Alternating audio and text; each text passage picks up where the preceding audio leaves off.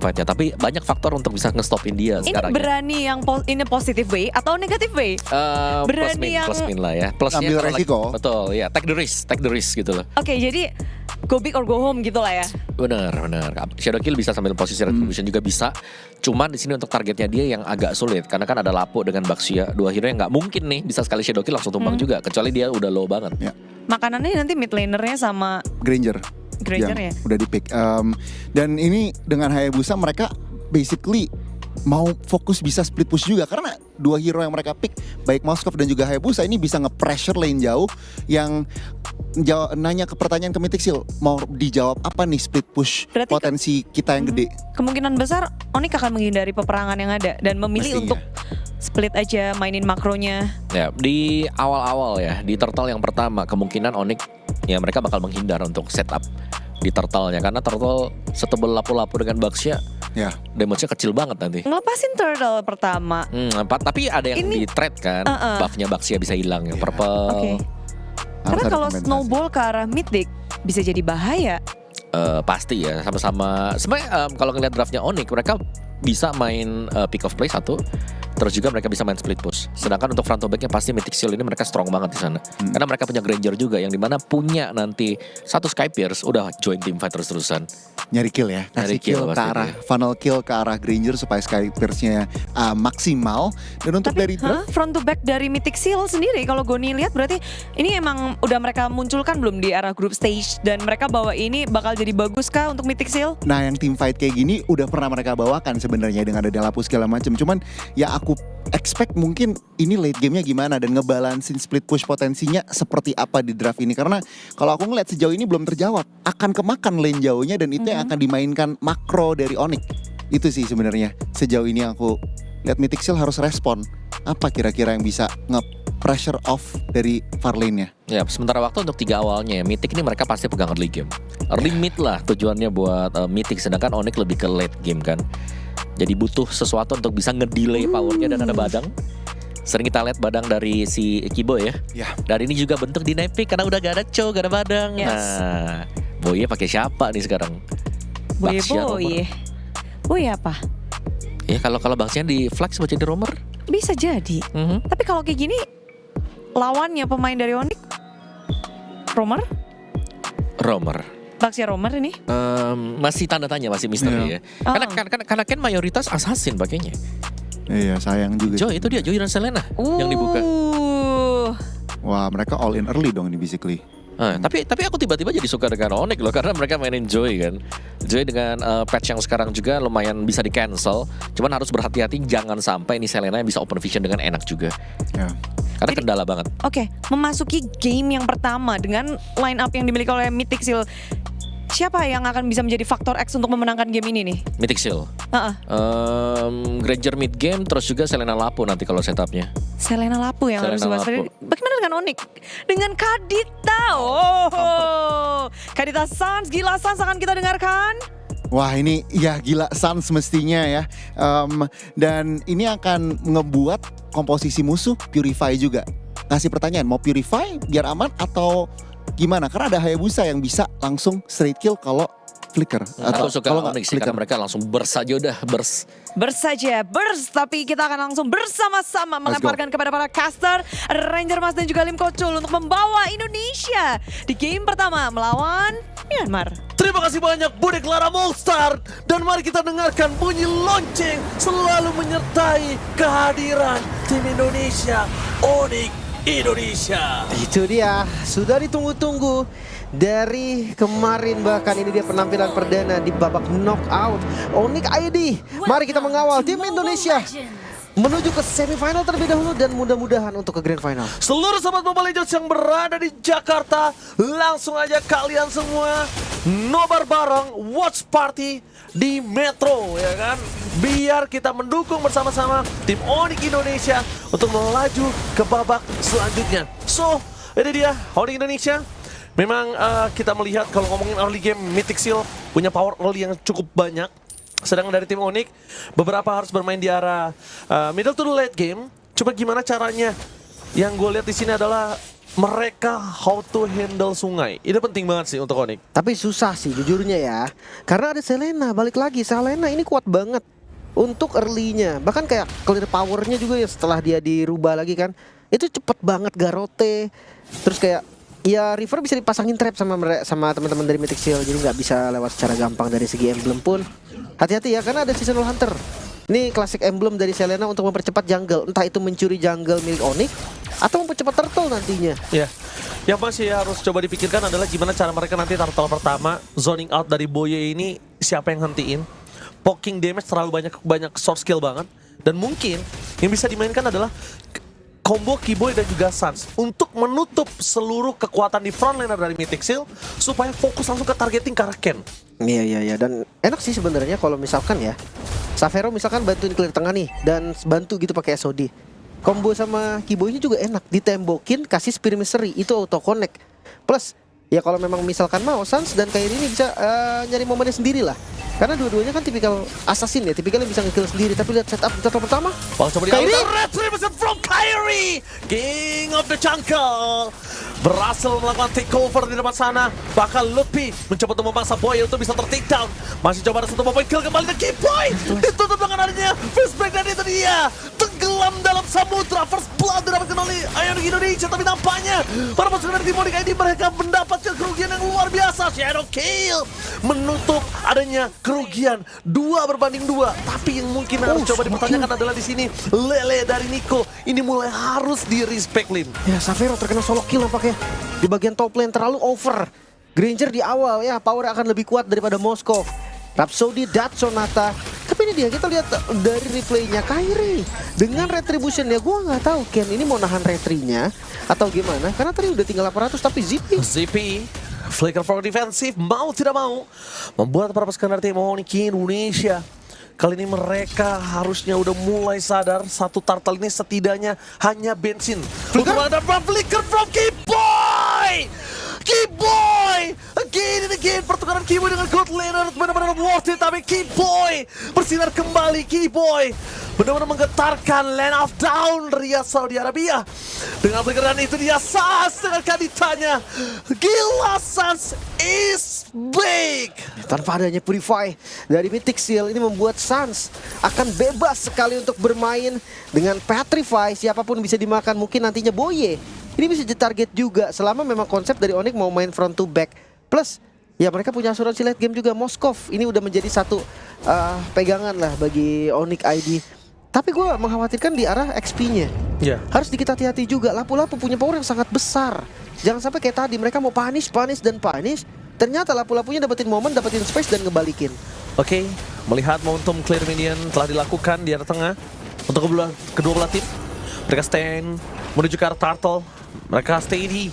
Mereka siap untuk melakukan team fight. Kali ini tim fight dipegang oleh para pasukan dari tim Onyx Indonesia dengan setup yang penuh. 5 pemain mereka setup langsung di arah belakang, menuju ke arah belakang dan hilang langsung ditelan Samudra Kun. Tidak ada lagi zoning yang terjadi tapi Keyboy harus bertukar tapi Kairi sangat maut. Shadow Kill, apakah mampu menyelamatkan Kairi? No way. No Kairi for this time, tapi Xavero mencoba untuk menutup keuntungan yang dimiliki para pasukan dari tim Mythic Seal. Sama-sama tidak memiliki power of retribution. Reset adalah sebuah jawaban dan Xavero dengan datangnya dia membantu para pasukan dari tim Onyx Indonesia membuat poin jadi cukup equal. Aku nggak bisa bilang ini Onyx yang mendapatkan keuntungan, tapi yang dipastikan adalah setidaknya mereka nggak kalah jauh, setidaknya mereka nggak kehilangan turtle mereka. Dan Sans lagi-lagi memang tidak bisa dipungkiri permainan Kadita yang luar biasa. Zoning out dari seorang Cole menuju ke belakang dengan ada Prime Fighters. Kairi tidak bisa masuk lebih dalam lagi karena body block yang dilakukan oleh Khan menutup jalan Kairi dengan Quad Shadow yang mereka miliki. Ini sempat gue bahas tadi sih. Kairi dengan Hayabusanya ini lumayan berat. Karena apa? Karena memang Farlane-nya akan dikasih ke Xavero. Prioritas pertamanya adalah Trinity Xavero. Kairi yang di awal tadi jungle mungkin masih dapat, lama-lama akan ada invade jungle, akan ada perubahan yang signifikan. Dan itu yang gue maksud. Gimana caranya Kairi dapetin gold sementara laningnya dikasih ke Xavero? Ya, Xavero jadi 2 hero farming kita bisa lihat di sini. Kalau ngomongin dari gold juga masih belum bisa diuntungkan untuk Kairi ataupun Xavero. Salah satu dari antara mereka malah 1100 untuk ZP dan Mythic Seal. Mereka early game pressure-nya memaksimalkan seluruh hero yang mereka miliki. Itu dia. Mungkin winning condition-nya ada di split push dulu ya. Karena ya semakin late game akan semakin susah nih dari Mythic Seal untuk nabrak. Mereka nggak punya initiator pasti. Lapu-lapu semakin late game, semakin ada obatnya. Iya betul. setuju Mungkin banget. nanti dari item defense atau Win of Nature dari Xavero itu bisa jadi solusi juga. Dan laning jauh dibalik lagi Moskov versus Joy nanti akan ada di Farland. Itu lumayan berat untuk Joy sih. Oke. Dan yang gue suka di sini di mana kombinasi mereka coba menumbangkan Kane. The power of retribution didapatkan di arah bottom lane. Lelenya gagal dari Xavero. Lihat itu lelenya. Kalau misalnya lewat kuping anginnya udah berasa. Wah, itu ngeri sih memang. Tapi Kiboy Kiboy bakal coba di-commit, mencoba untuk kabur Safe. ke belakang. Itu dia. Fist break yang berhasil dihindari Kiboy. Pressure dari badannya. Dan kalau nggak salah, correct me if I'm wrong, Kiboy win rate badang itu tinggi banget di MPL Indonesia. Kalau nggak salah di MPL playoff tuh tinggi banget, seingat gue. Iya, kalau di full MPL mungkin karena awalnya ya Onyx kan berangkat dari bawah kan, jadi agak susah. Jangan lupa Onyx ini salah satu tim yang from zero to Riyadh. Yes, from zero to Riyadh, tapi nampaknya Sans gila, Sans berhasil nge-steal dan mencoba untuk kabur ke arah belakang. Itu dia Rough Wave, Breath of Ocean yang menyelamatkan dari Sans, tapi still terhadap Purple Buff. Oke, memang ini cuma Purple Buff, tapi lihat, bayangkan betapa untungnya Kairi di depan sana. Dengan keuntungan Purple Buff yang dimiliki satu level itu sangat berarti untuk the power of retribution. Lebih versus everybody, soalnya telah terjadi, tapi nampaknya harta Kiboy tenggelam di Garuk dan juga Soul Eater bersama dengan Karote. Nico berhasil membuka vision, tapi Kairi kali ini harus mau tidak mau mendapatkan Purple Buff, karena kalau tidak ini akan sama saja dan malah keuntungan di tangan dari tim Mythic Seal dan Xavero. Keuntungan dari Farlane yang dimiliki Xavero dimaksimalkan walaupun gold lane mereka itu terpaut jauh. Tapi lihat, udah mulai tenggelam dan ini dia tenggelam dalam samudra. The point kill kembali didapatkan oleh Kairi. Itu dia, Lapu-Lapu punya damage, tapi Lapu-Lapu dia nggak punya badan yang kuat. Akhirnya punishment demi punishment itu bisa dimakan lagi Sans dengan Petrify. Satu kali lagi gua ingatkan, nggak ada Purify dari Mythic Seal, yang berarti siapapun bisa jadi target, siapapun bisa dimakan. Blade of Despair, gue suka banget Kairi ketika dia langsung bikin item mahal. Dia tahu dia butuh damage, dia tahu percentage early game mereka itu tidak sekuat itu. Jadi mau tidak mau Kairi benar-benar harus dapetin momentum dengan yang dia pegang saat ini. Kita lihat momentum dari Joy terhadap Kairi dengan 1000 gold difference. Ini sangat menguntungkan Kairi, yang dimana di atas kertas, hitam di atas putih, Kairi itu adalah hero late game. Iya, perlahan tapi pasti ya. Cuma goldnya mepet banget sih ini. Sebenarnya bagus, karena apa? Karena Onyx ini hero-nya hero scaling. Mereka hero late game. Ketika memang goldnya mepet seperti ini, berarti winning condition mereka terbuka dengan jelas, dan bahkan farmingnya masih dapat. Xavero nggak boleh sembarangan untuk recall di tengah sana. Yang ditakutkan adalah satu lele ada trapping di sana, kita nggak ada yang tahu. Benar. Untuk dinaik rotasi kan, itu nggak ada yang tahu. Raw ini meresahkan memang. Raw meresahkan. Yang ditakutkan adalah Xavero juga nggak purify. Benar. Instant magical damage itu merugikan sekali. Karena follow up damage dari jauh kan. Dari Granger dengan Rhapsody-nya, dengan Death Sonata-nya. Dan buat teman-teman yang ada di Jakarta juga boleh nih ikut watch party ya di MRT Bundaran HI. Wah, seru banget tuh, pasti rame banget. Tinggal turun aja langsung ke MRT. Tadi Metro yang udah gue kasih tahu, langsung turun ke sana. Dan juga buat kawan-kawan saudara semua yang udah ada di Metro Watch Party Indonesia, MRT Bundaran HI. Halo semua, semangat. Kita dukung tim Indonesia untuk bisa bermain di All Indonesia Grand Final nanti di MSC ya. Mengawal tim Indonesia, let's go. Oke, back to the game. Lihat goldnya, mulai turun lagi. Karena memang damage dari teman-teman Mythic Seal juga nih nggak bisa diragukan ya. Nggak bisa dianggap remeh. Ada Zippy, Physical dan Magical ini setara. Belum lagi Lapu-Lapu yang pasti nanti bisa ngejar satu. Katakanlah Xavero yang akan di zoning. Oke. Cuma ya kalau untuk numbangin menurut gue semakin lama Lapu-Lapu semakin susah numbangin Moskov. Betul, ditambah lagi nanti ada winning condition, dia pakai Malefic Gun, range yang nggak dapet, pakai flicker, Xavero juga bisa ngedodge-nya nggak harus pakai flicker juga.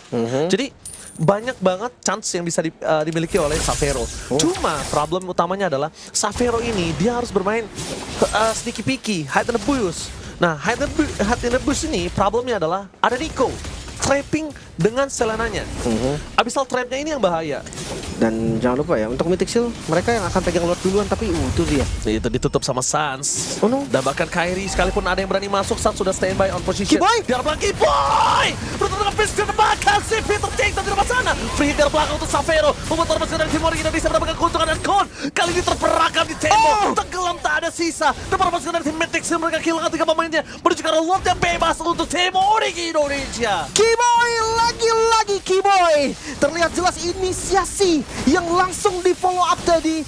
Dengan sangat sempurna, 3 yang tumbang, Lord Free. Onyx ID memimpin. Onyx ID dan lihat itu Kiboy.